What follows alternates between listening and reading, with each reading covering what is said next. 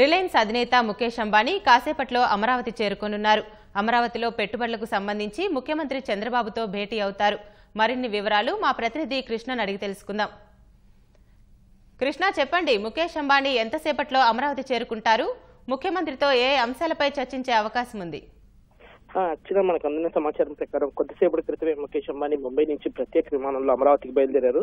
ఆయన మరో గంటలో ఆయన 5 లేదా 5:15 ఆ టైంలో గన్నవరం విమానాశ్రయానికి చేరుకోవడం జరుగుతుంది. అక్కడి నుంచి ఆయన రోడ్డు మార్గం ద్వారానే అమరావతి సచివాలయానికి వస్తారు. మొత్తం మీద చూస్తే 6 గంటల సమయంలో ఆయన ముఖ్యమంత్రి చంద్రబాబుతో సచివాలయంలో సమావేశమయ్యే అవకాశాలు కనిపిస్తున్నాయి.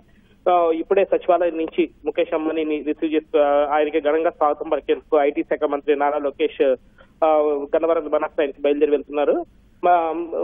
ముఖేష్ అంబానీ అక్కడ చేరుకోగానే అక్కడి నుంచి రోడ్డు మార్గంలోనే ప్రత్యేకంగా అమరావతి పరిసరాలు చూపిస్తూనే ఇక్కడ సచివాలయానికి చేరుకుంటారు. సచివాలయంలో దాదాపు గంట పాటు ముఖ్యమంత్రి చంద్రబాబుతో ముఖేష్ అంబానీ భేటీ అయ్యే అవకాశాలు ఉన్నాయి. ప్రధానంగా ఇటీవల కాలంలో ఏదైతే రియల్ టైం గవర్నెన్స్ కేంద్రాన్ని రాష్ట్ర స్థాయి కేంద్రాన్ని ప్రభుత్వం అందుబాటులో తీసుకొచ్చిందో, అలాగే రాష్ట్రపతి రామ్నాథ్ కోవింద్ సచివాలయ సందర్శన వచ్చినప్పుడు కూడా దాన్ని ప్రత్యేకంగా తిలకించి దేశంలో మరెక్కడా లేని విధంగా దీన్ని రూపొందించడం పట్ల ప్రశంసలు కురిపించారు. ఆ రియల్ టైం గవర్నెన్స్ కేంద్రాన్ని ముఖేష్ అంబానీకి చూపించేందుకు ప్రత్యేక ఏర్పాట్లు అది చేశారు. దీనికి సంబంధించి ఆర్టీజీ కేంద్రం తరఫున కూడా ప్రత్యేకంగా స్వాగతాలు అవి కూడా ఏర్పాటు చేయడం జరిగింది.